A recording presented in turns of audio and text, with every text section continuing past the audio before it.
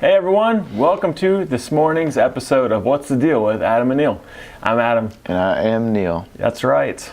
Neil, what's your middle name? Thomas. Neil Thomas. Yep, like the little engine that could. Yes, that's right. Yep. You know, Roman likes to play with the Thomas the engine. Oh, Thomas the train engine? Train engine, yeah. Yeah. He's got a couple of those. Nice. So, yeah. Hey, he's a good man. Yes, like the little engine that could. Yeah. Thomas Kincaid. Thomas Kincaid. Thomas Edison. Oh yeah, that's another. Do you know any others? Thomas J. O'Hare. Jefferson. Oh yeah. He's a good one. Hometown hero there. Yeah.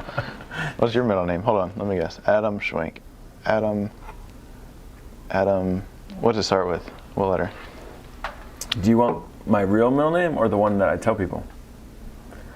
Is it different from? Yeah, I have like a running joke on what my middle name is. Oh, okay. Well, let's hear it. The joke one? Yeah. I tell people Eugene a lot. Nice. Yeah, that was like my one I used growing up with spam mail to know if it was spam or not. And so smart. On a lot of the military things, I don't know if you did this, but you could send your information and they'd send you like a free something, like all those Army commercials. And so I'd use that all the time. Nice. And get stuff to Eugene Schwenk all the time. That's awesome. Or Adam Eugene, yeah. Yeah. It's Christopher. Christopher. Yeah. Yeah. Nice. AC. Who's your favorite, most notable Christopher? That's a good one. There's a lot of Christopher. It's actually pretty common. Yeah. This is not the answer you're asking for. Yesterday, I came across an actor's name who and it was Christopher Christopherson. Wow. Yes. Christopher Christopher. I was like, man, that's like me naming my kid like Schwan Schwenk or something. I don't know. Schwain Schwenk. Lambert Lamb. Lambert. That'd be awesome. Yes. Lambert Lamberto Lamb. So. Wow. Yes. Christoph. Cool. Anyway, hey, today's Worship Wednesday. It's Worship Wednesday. Which means we talk about worship and we worship and all that stuff. What does it mean? That's a very deep question. But I will say, sort of tied to Worship Wednesday, is that today's also Christy Fry's birthday. Hey-yo. Yep. Happy birthday. Yep. She's one of our most faithful participants in this show. Why do you think that is? Day. What? Why do you think that is? I think because she just loves to hear us talk about random things that don't really matter to life. Yeah. She's like, every morning at this time, she's eating a bowl of cereal. And she says, hey, I need to listen to Adam and Neil. Yeah, and she's got the baby now. Yeah. So like this, she's holding the baby. Yeah. Taking care of the baby, and then it's 9:30. Yep. Gotta go. Yep. Baby, you sit there. You just be calm for a moment. Don't cry for 30 minutes. Maybe, do you think we're the baby's first TV show? Ooh, probably. I bet our banter suits the baby. She probably puts the show on. Yeah. Because it's the only thing that helps the little baby sleep. Yeah, she can't sleep without Adam and Neil. Yeah, we help with that whole morning nap. You're welcome, Christy. You're welcome. Happy birthday. And that's good. Should we sing a happy birthday melody? We should sing happy birthday. Do you want to go high or low? I'll go. I'll just. I keep thinking of Michael Scott from The Office and how he always ends on. All right. You're gonna. Are we doing traditional? Yeah. Or are we making up a song? I only know the traditional one. Oh, okay. I don't know the one that you would make up. Yeah, it's pretty good. All right. Happy birthday to you. Happy birthday to you. Happy birthday, dear Christy. Happy birthday to you. You are so cool, and you smell cool too. Hey, there you go. Yeah, throw that in there. That's a little. That's a good tag on. Happy birthday, and to all you other birthdays out there. There's probably a bunch of you. Yeah. But last time we said happy birthday, there was like 10 people that had birthdays. I found out more birthdays after that. Yeah. So I know. Probably forgetting our own grandpa. It's still April, right? Yeah. Yeah. So April. All these birthdays in April. A lot of birthdays in April and May. Mine's actually, in May. My daughter's birthday is in 5 days. Are you sure? This week or next? I don't know.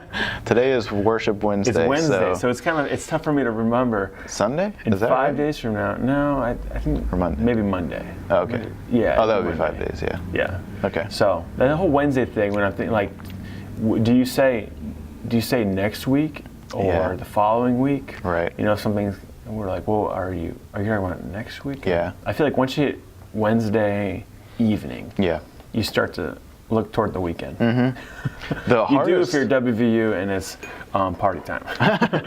The hardest thing I think is like on a Sunday when you're at church and you're like, I'll see you guys next week. Then are you talking, you know, like this week? Because you have a full week. Or are you talking like after next weekend? Yeah, throughout the week. Yeah.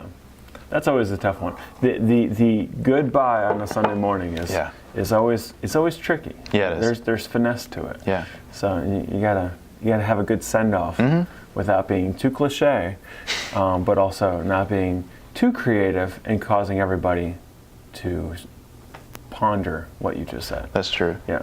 They gotta be sent. Yeah. And they gotta you gotta end on them thinking through the last point of your sermon, as opposed to, is it this week or next week? Yes.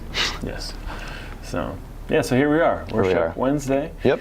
And I feel like we should talk about worship songs. Let's do it. So there's a couple songs that we've come across the last week or two, and we think they're pretty good. We want to talk through them and talk through, like, is something good for corporate worship or something good for personal worship or just to listen to?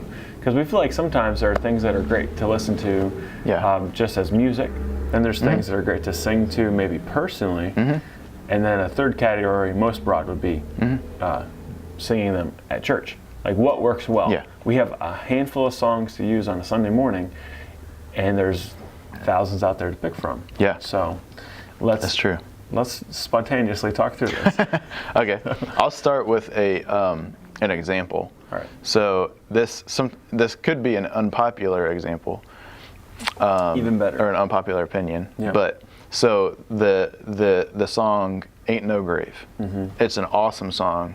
I love listening to it. But personally, it doesn't feel very worshipful to me when I'm singing it in a corporate setting. So that's an example of, like, as a personal opinion, that specific song, I don't worship well to it. Yeah. Whereas there might be another song that comes on in the playlist that I'm, like, really into. Yeah. That's understandable. Yeah. I'm the opposite, so I really like that song. I think it's really fun when you pack a room full of people and everyone's all screaming it. Yeah. So, but not everyone is. What is valuable about this is recognizing there's different opinions. Sure. And that's okay. For some reason, of all the topics in theology and church world, people really get hung up on worship. Yeah. And that's an extended topic we may get into. Sure. So, and it's funny because you're a millennial, right? Yeah. Yeah. So we're both millennials and have differing opinions on this one specific song. Yeah. But then you've got like the kind of old hymns versus our sort of modern worship, and some people have a very strong worshipful experience with the old hymns, and others are like, how could you worship to that? And it might be kind of vice versa. So it's good to note that there are different songs, different categories of music that appeal to different people in a worshipful sense. Sure. And that's where I think we should celebrate that. Yeah. That difference, and not find ourselves combative about it, because that's just silly. For sure. Nobody knows this. I don't even think Lynn knows this because I just don't think about talking about it. The song "Awesome God" came out in the late '80s. Yeah. I'm an '80s kid. Nice. That song was used when I was at a camp in like 5th grade or so.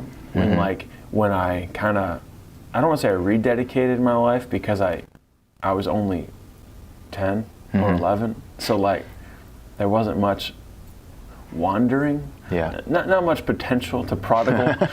This was pre-internet.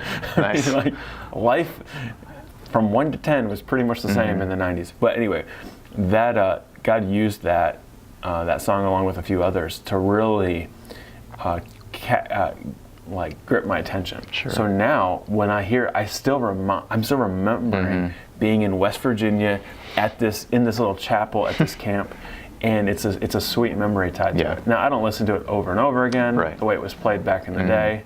They would just play it on repeat for 3 hours. I don't do that, but when I hear it, I'm reminded of that. And I think that's another element of corporate worship you have to remember. One value of singing either older songs.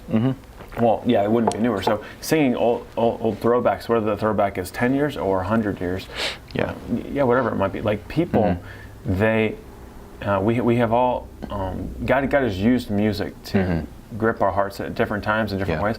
And so when you sing a certain song, let's take Amazing Grace or How Great Thou Art, like some of those ones that might seem older, although there's ones way older than that. Yeah, sure. But you take those songs, there are several others that maybe if they're Gen Z or whatever that is, like they're like, I've rarely heard this song, but for others, like, well, when I was your age, I was in a really dark spot, and God lifted me up through that. Yeah.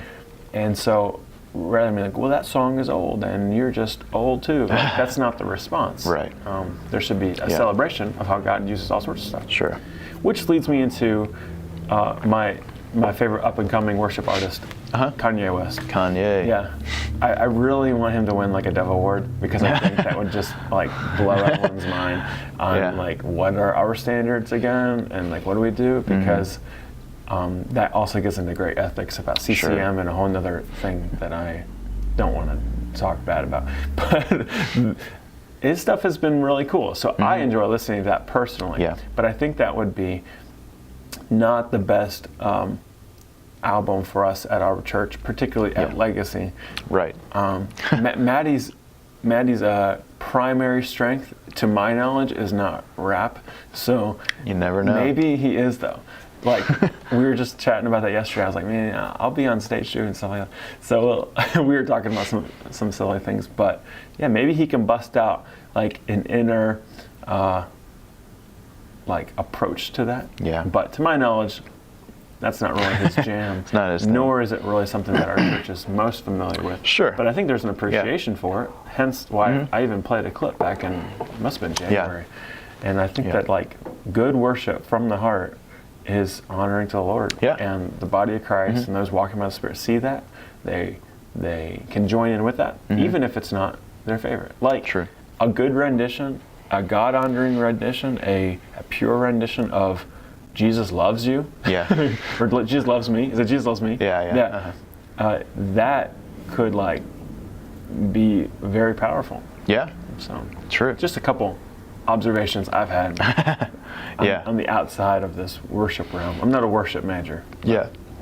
No, it's true. I mean, I think we see different churches that have different styles of music, and it can be whatever. It can say it's a traditional church who's got a very, who has a traditional way of doing worship music, or it can be two modern churches that are operating in gearing towards different audiences, and the worship experience might be differing. But like we've been talking about, I mean, it's nothing to say, hey, this church has got it right and this church doesn't. It's saying, hey, this church is reaching this audience and this church is reaching this audience, and it's all worth celebrating, because together in heaven, I mean, we're all going to be worshiping together, singing the same songs and praising the same God. So yeah, it's true. Yeah, I just enjoy worship. Yeah. Whenever I go to places, whether it's a concert, like a worship concert, or a church service that's Legacy or another church, being a part of something, I just love worship that's honoring and pure to the Lord. Yeah, it's wonderful, regardless of even if it's my jam or not. And the thing is, like the times I visit a church, if it's not exactly like something that really resonated with me, like if they just sang, in your case, what was this song? Ain't No Grave. Yeah, Ain't No Grave, over and over again. Like if that was the only song to sing, you know what? It's just for like a chunk of time. Yeah. You can tolerate it, and then pop in a new song when you get in your car. Like it's not like that awful. Yeah. And I only put it that way because in light of my role, I hear a lot of feedback from people. Sure. And they love to tell me about why they love our church, and then they throw another one under the bus. And I think, well, I love that you love this church. Yeah. But like, I also love that other church. Mm-hmm. And there's really good things there too. Yeah. Particularly in the worship. For sure. So if it's honoring the Lord. Now, if there's stuff that's out of line, and usually only the Lord knows that, but the same is true for preachers. Like guys can be trying to be just getting attention from people or approval from people and not from the Lord, and then they're just as out of line as somebody who's out of line with worship. Yeah, that's true. Usually the Lord only knows that. Once in a while you get glimpses of it. Yeah. Usually we like to think that somebody's heart's not right, and it turns out they're totally fine. Right. We're just judgy. So. Definitely. Yeah. It's like a default. I know. Or like, well, I'm clearly like, I'm walking with the Lord. That person, my spirit tells me that they're in sin. Like, oh, does it? Like, I mean, they might be. Yeah. Well, I mean, all of us are at times, but like. It's like driving. Like if everyone drove like me, we would have great drivers in this world. That's funny you say it. That is like driving.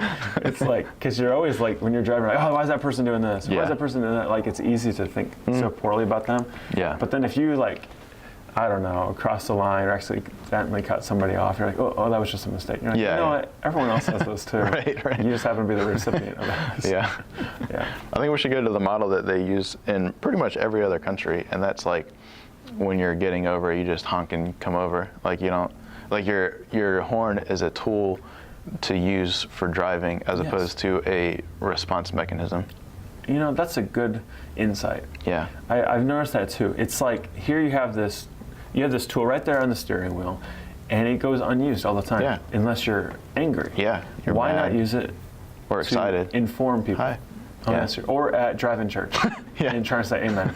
Boop, boop. So with worship, that sparked a question in me. All right. And that was, what was your first ever concert? My first ever concert. Yeah. That's a good question. Yeah.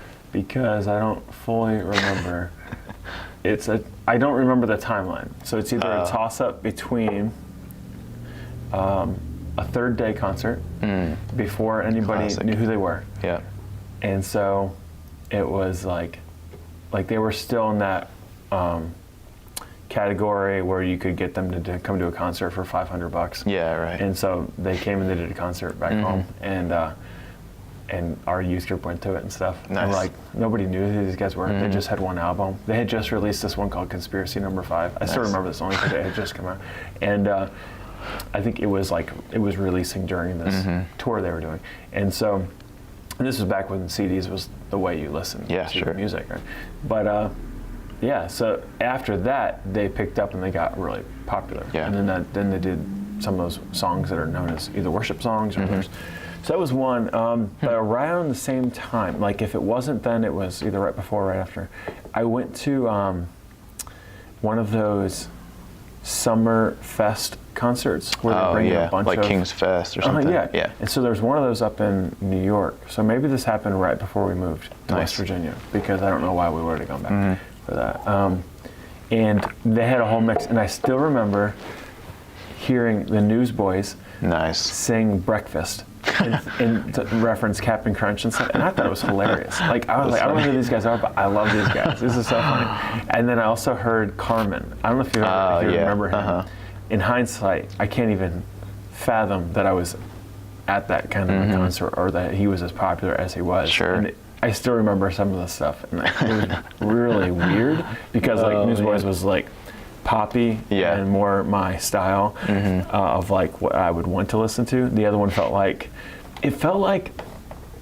watching like a Sylvester Stallone movie that was trying to be cool. Like I know that might sound like a weird jump, but just the way that artist is, Carmen, the way he was like rapping / singing some stuff, not rapping, but like talking, and then like singing, spoken word sort of. Yeah, and it was just really strange. And he was older, but it was like a bunch of young people were there. It was strange. That's funny. And there's nothing wrong if you're older. It's just him, right? His style. Just was, So then it would be like. And he just kind of came off a lot like Sylvester Stallone. I don't know why. It's like trying to make a movie for like Oh, like when Sylvester Stallone did that Spy Kids movie. Did you ever see those? I never saw them, but yeah. So they were out when we were like in middle school or something, and I remember. Yeah, it just reminds me of that. Yeah. Like trying to be in a kids movie, you just don't really fit. That's how that was, and it's still disturbing today. Now, I kind of wish you didn't ask. Nice. I'd rather talk about other concerts I've been to. Yeah. How about you? What was your first concert? Mine was the Barlow Girls. Whoa. Do you remember them? I do. Yeah. They came to Liberty one time. Oh, nice. Like at the end of their tenure. Yeah. Yeah. There wasn't much time left for them. Yeah. Yeah. So it was also at one of at King's Fest specifically. They were just the opening band. So first band I ever saw live, Barlow Girls. I remember underneath of this one girl's drum set, they had this huge fan, so her hair was blowing up like crazy. Oh, really? It was so cool. But they were like the Christian Dixie Chicks, weren't they? Yeah. If I remember right. Yeah. And then in that same concert, there was Big Daddy Weave. Oh, nice. I think he was like the headliner. And then who was the other one? Probably Toby Mac. He was always at those. No, Building 429. Oh, really? Yeah. Dude, they were the ones that were supposed to play at our festival here in Madison. Oh, really? Last week. But I never followed up. I assume it's all been postponed. Yeah, I would imagine. I know Robin and Justin would know. And they might be watching. But yeah. Yeah.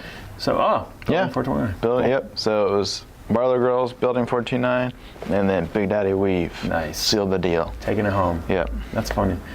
And it's funny with like music. Like, what would you do? Say you were a really popular artist, like in your 20s, but then the time, it runs out. And like you as a band, everyone kind of starts going different ways. But at one point you were really popular. Yeah. Either with like the deal. general public, or even like this little niche Christian market that is, just like it has its certain fan base. Right. And so a lot of people. Like, what do you do as like let's just use like your current age. Say like when 10 years ago, you were like this up and coming artist. You had some top albums or a single or something. Not a one hit wonder, a little more than that. Right. But like, the time's done. I had a little bit of a following. Yeah. So like, what do you do now? Like here you are now married in Greene County. And like, wait, are you that guy? Like, do you bust out like old pictures of yourself and sign it for them? Or what do you do as a popular yet sort of forgotten celebrity? I would milk it the rest of my life. Yeah. Would you? I would be like, that's so funny. Like you're going to a movie and your seats are gone and you're like, okay, have you ever seen the Neil Land Band? We had our heyday. And then, kind of weasel my way into getting good seats. Yeah. Yeah. I could see that. That is funny. Man. I would probably go the opposite. I would just lay low, and I would wait for that random fan every 5 years who's like, wait, are you that guy? I'm like, yeah. Yeah. But only you and I know. Yeah. No, I feel like you would always have a desire to have a popular band again. So every time you met somebody that was a good musician, you would be like, hey, ever thought about starting a band? They're like, no, dude, I'm a lawyer. I am set in my way. But you're like, no matter how far into a career you get, you're always wanting to have your band back together. And then, like 40 years later, you do get the band back together. That's classic. It's like the actual Dixie Chicks. Oh, did they do that? I think. I don't know. I don't know. Yes. Well, they're not. I was thinking like when you were like retired. Maybe they are. I don't recall them being that old. But you're like 65, and we're like, let's get the band back together. Yeah. The virus is still out there. This might be our last gig. Let's do it. We'll call it. And then you gain this new momentum as older folks. Yeah. Swinging it all back through. Interesting. Yeah. Wow. What would the name of your band be? Ooh. See, that requires a lot of creative power. Yeah. So this is going to be more like spur of the moment. spot. Yeah. Than what I could probably come up with. It's like somebody's robbing you, and they say, "Come up with a band name right now." I'd call it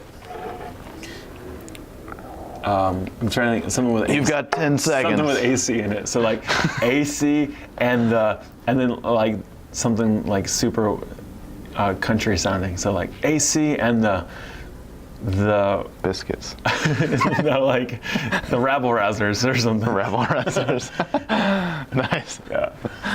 We'd be like in this beat up old bus driving around. Nice. Yeah. I haven't got my sort of hipster hat on. It's not folded back with an unnecessary pocket. Bubble. Yeah. I actually hold it down like a you know. You're more of like a maybe lumberjack approach. Yeah. I didn't intentionally look like this. Like I just got dressed kind of in the dark and like put this on, and this is how it looked. So I'm not going for this that massive curl thing. I just happened to see that. Just what happened. Yeah. Hey. That's how I put. Sometimes you can go with it. Yeah. Mm-hmm. Nice. What would your band name be? Neil Lamb and the Sweet Can of Pumpkin Pie. The sweet can of pumpkin pie? That's just what came out. What kind of can is this? That's an amazing can. There's pumpkin pie. Do they make that? Sure. Neil Lamb and the Sweet Can of Pumpkin Pie. Nice. Yeah. It sounds more like a movie title, but it came out. So that's what we got. So we would have I would play the banjo. Ooh. And then we would have those old-timey milk jugs in the band. And hey, we should bring that next week for Worship Wednesday. Yeah. I have a banjo, and you got a week to drink a gallon of milk. So, or not? You're not talking a gallon of milk. You're talking the old jugs, like the like those, like the crock ones. Yeah. Well, we can dig one of those up. There's probably one at that red antique barn store. It probably is. If it's open. Sure. I don't know. Probably not. It's probably not essential. No. I don't know. It's essential right now. We need to have antique. ceramic that's true. jug for Worship Wednesday. I know people. Actually, I probably have one. Probably do. Your pops probably does. Yep. And all his antique stuff. Mm-hmm. Yeah. So you'd play the banjo and the jug? Well, I wouldn't play the jug. I would play the banjo because that's the cooler instrument. Yeah. And then we'd have the washboard. You know. Of course. So it would be more of a bluegrassy band. So that's actually what I envisioned too when you were asking. Nice. I just kept envisioning like the bluegrass instruments. By no means like modern rock or classical instruments or anything. I don't think classical instruments would go well with like AC and the rabble rousers. Yeah. At a wedding. Yeah, that's true. Playing Beethoven. If you were at least the rabble rousers. Like that's. What is this again? Yeah, I kept envisioning bluegrass too. Maybe there was something there. Maybe we should start a bluegrass band. We can get Maddie. I wonder what he could play. Maybe the washboard. We'll give him the easy instruments. Yeah. Maddie, we're gonna start a band, but we have one spot open. Can you play the spoons? Give me like I'm gonna play the banjo. I've never done it before. Give me like a year to learn the banjo, but you can play the spoons. But if this is the next Beatles, this will be your. This is an investment. Yeah, this is your opportunity. Yeah. Yeah. Don't be the guy that came before Ringo. Yeah. Who was there and then left. Yeah. Yeah. I was watching American Pickers the other day, and they were, I forget which band it was, but it was a popular band, and this guy, Aerosmith, and this guy was in Aerosmith. Yeah, but so they found this van, and they said, hey, this could be the original Aerosmith van. And they found a guy that lived locally that actually was a part of the Aerosmith band before they got really big. Wow. And at some point left the band or something. And then Aerosmith went on to be like this pretty crazy big band. So that's interesting. This guy, he just has the story. He does. He's got the story. I was once in the band. Yeah. Yeah. You know, weirdly, I think now that I'm a dad, I hear that story from a different angle. I hear that in my first thought. No, I'm not kidding. I'm not trying to sound self-righteous. My first thought is, and he probably will live longer than like a lot of other people who were in the band. Yeah. Or he has a lot better dealt with memories. all the stress. Yeah, well, not just stress, but all the drugs and just that lifestyle. Yeah. Like, that can be super damaging. Like, I'm curious where he is at. Now, maybe he'd be the same guy if he was in the band or not. Never know. But to get out of those scenes and to not be popular can sometimes be if not often, be the best thing that could happen to somebody. That's true. But again, that's just me now that I'm Now that you quit the Rebel Rousers. Yes, yeah. We just didn't take off, and so it's easy to take pot shots at Aerosmith. But if they, I just been thinking a lot more about that stuff. Yeah. And all the attempts and the striving for popularity, or riches, or I don't know, anything in that realm. Yeah. And how fleeting it all is. Mm-hmm. So, that's true.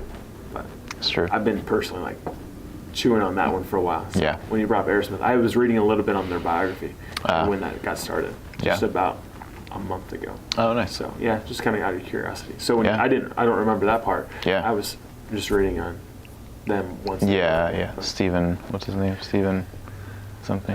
Tyler. Stephen Tyler. Stephen Tyler. Yeah. Yep. Well, do you have any last nuggets of wisdom for the Besides viewers? what I just said, I thought that was pretty good. That was deep, man. It was deep. Let's see here. Nugget of wisdom. Yeah. Anything that people watching today on April 20. I have a quote from Sylvester Stallone. Okay. I mentioned him earlier, but I actually ran across a quote. That's why it was on my mind. I read this quote from him. Nice. Actually, it was a bunch of quotes. See if I can find it again. Let's hear it. Okay. Sylvester Stallone. I know. Don't ask. So here's some quotes from supposedly. Who knows? Where is this?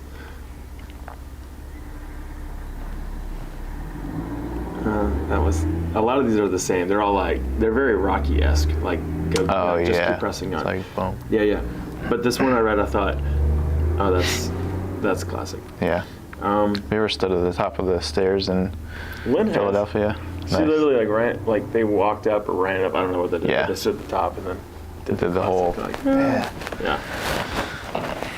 So this just says, I read this. I read it twice because I thought, there's something there. Yeah. In light of all this other stuff. It says, when you're scared, when you're hanging on, when life is hurting you, then you're going to see what you're really made of. That's the non-Christian version of perseverance. Yeah. And then the other one that so that one I was like, oh, okay. Yeah. Hey, that's good. There's actually a lot of good principles there. Sure. And but then the other one that made me chuckle when I read it was, I'm not the richest, smartest, or most talented person in the world, but I succeed because I keep going and going and going. Nice. I was like, oh, throw a fourth going in. But he actually did. I mean, reading on his story a little bit, I was like, oh, wow. There's a lot of pressing on. Yeah. But that's kind of the way it is for most people. Yeah. Well, there you go. Go watch Rocky. Go watch Rocky. And keep going and going and going. And going. Until the movie's over.